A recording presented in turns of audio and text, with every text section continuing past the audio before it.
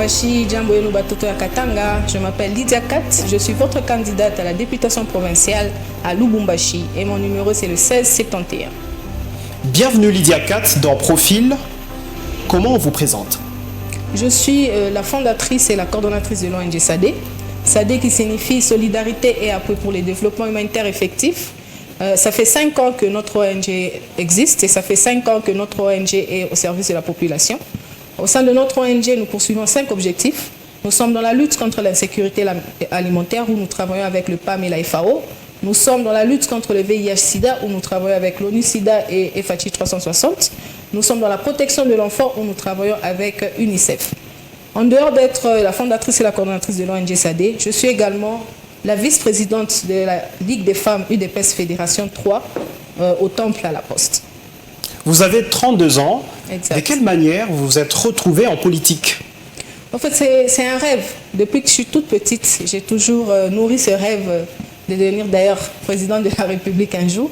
Alors c'est par là qu'est partie mes ambitions de faire la politique. Non seulement un rêve, mais aussi mon père, l'honorable DG Fabien Moutom, qui m'a vraiment beaucoup inspiré par rapport à la lutte qu'ils ont menée au sein de l'UDPS. Également la vice-présidente des États-Unis, Kamala Harris. Si vous lisez l'histoire des États-Unis, c'est la première vice-présidente femme qui a occupé ces postes. Alors c'est d'où vient le goût d'entrer dans la politique. Merci. Pour vous, quel est le meilleur profil d'un candidat ou d'un député provincial? Moi, je dirais l'honnêteté, puisque tu ne peux pas promettre des histoires que tu ne peux pas faire. Je vais donner notre propre exemple. Nous sommes humanitaires, je suis humanitaire. Et ça fait des années que je travaille avec la population, ça fait des années que nous faisons des actions dans la population.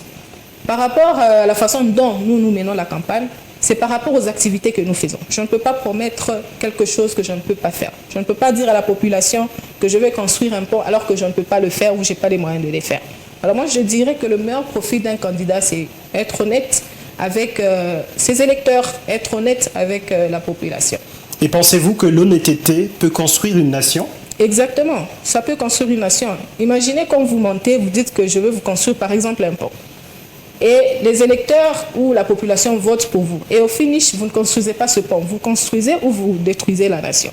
L'honnêteté, moi je pense que ça peut construire une nation. Et quel est le rôle finalement d'un député provincial? Construire des ponts ou faire des édits? Le rôle d'un député, que ce soit provincial, que ce soit national, ce n'est pas construire des ponts. C'est de faire des édits. C'est de faire en sorte que la population puisse vivre mieux. D'écrire, de faire des lois qui sont au bénéfice de la population. Mais cela n'empêche, un député aussi peut contribuer au développement de son quartier, peut contribuer au développement de son pays.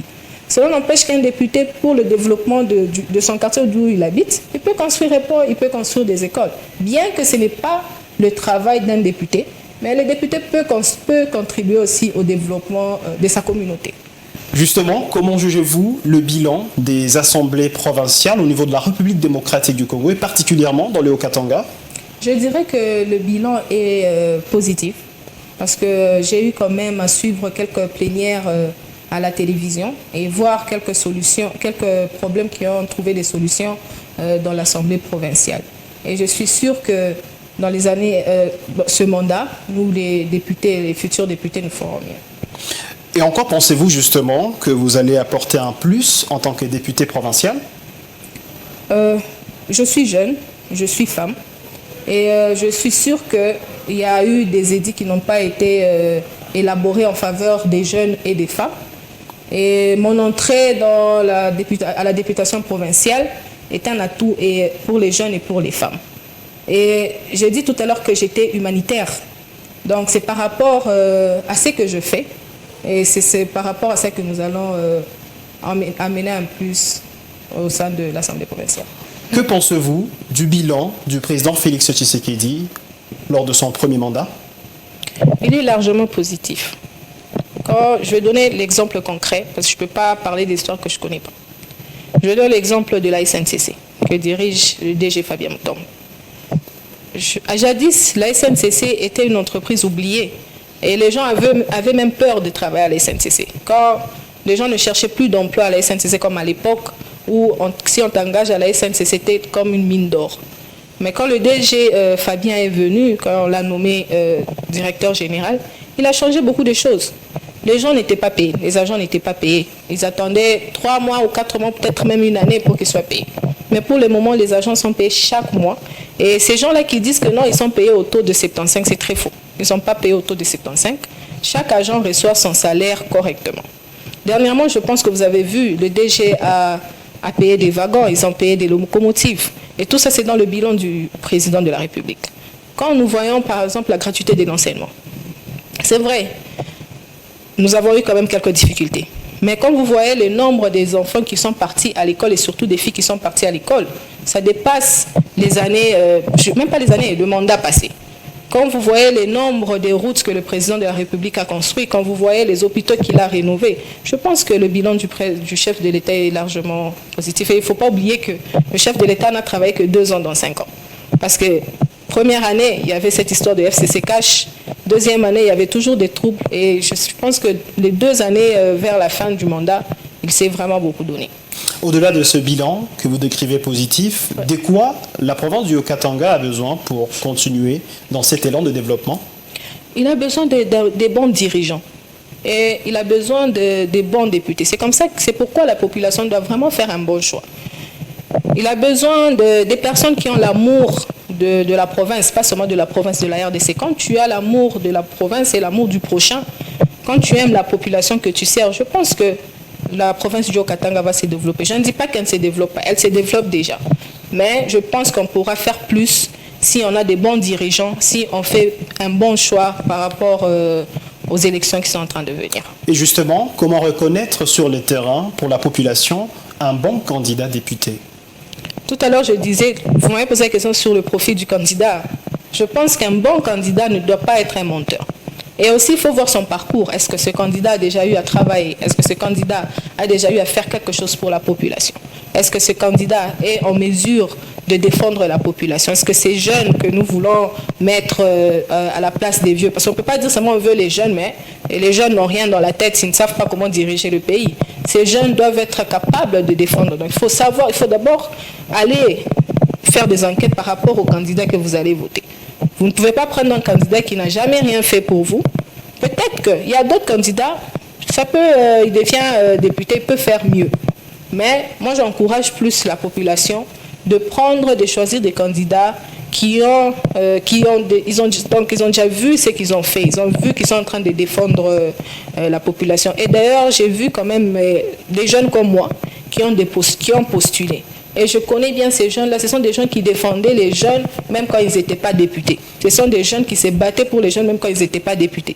Et moi, je suis sûre que si ces jeunes-là vont dans les assemblées provinciales et nationales, ils vont bien défendre la population.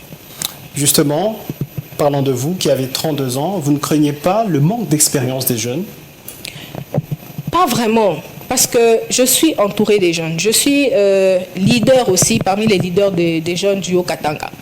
Et parmi les jeunes avec lesquels je travaille, il y a des jeunes vraiment qui vont nous représenter à l'Assemblée provinciale. Et je vois ça parce que je pense que ça fait 5 ans que je suis autour de ces jeunes-là.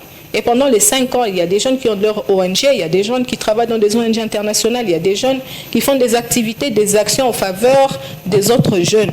Donc, ce sont des jeunes qui parlent pour la jeunesse, ce sont des jeunes qui marchent quand il n'y a rien qui marche pour la jeunesse. Et je suis sûre que ces jeunes-là vont bien nous représenter à l'Assemblée provinciale. Et pour vous, pourquoi les Louchois devraient voter pour vous et non pour quelqu'un d'autre? Parce que premièrement, je ne suis pas quelqu'un qui est descendu du ciel comme ça et dire que non, je vais postuler, je vais faire ça. Non, c'est par rapport aussi à mon parcours que j'ai eu à faire. J'ai dit tout à l'heure que j'étais la coordonnatrice de l'ONG SADE. Ça fait 5 ans que mon ONG travaille.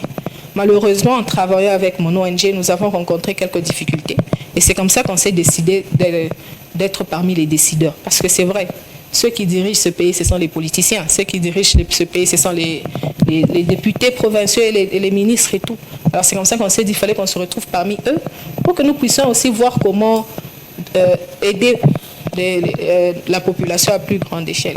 Alors c'est pourquoi je pense que la population devait voter pour moi. Et quelles seront vos priorités particulièrement en tant que député provincial? Sur quelle matière allez-vous travailler pour que la population se retrouve? Je disais tout à l'heure que nous étions dans l'insécurité alimentaire et nous avons quand même fait des constats qu'il y avait des enfants qui mouraient encore de faim. Et chose qui est grave, chose qui ne peut pas se faire puisque la RDC a un très grand étendue par rapport aux terres qui sont cultivables et qui ne sont même pas encore en train d'être cultivées.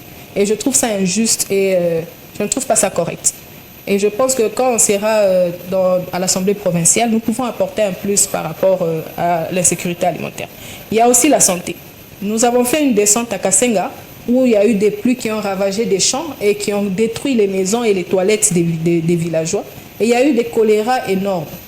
Donc c'est par rapport à ça que moi et mon ONG d'ailleurs, nous allons poursuivre ce combat-là jusqu'à la fin. En une minute, pouvez-vous vous adresser de manière directe aux électeurs qui seront devant la machine à voter le 20 décembre prochain? Merci. Je suis votre fille, je suis peut-être votre petite sœur ou votre tante. Je demande à la jeunesse et aux femmes, et n'oublions pas aussi les hommes, de nous soutenir, de soutenir cette nouvelle génération pour qu'elle puisse amener un plus. Et je déconseille le tribalisme.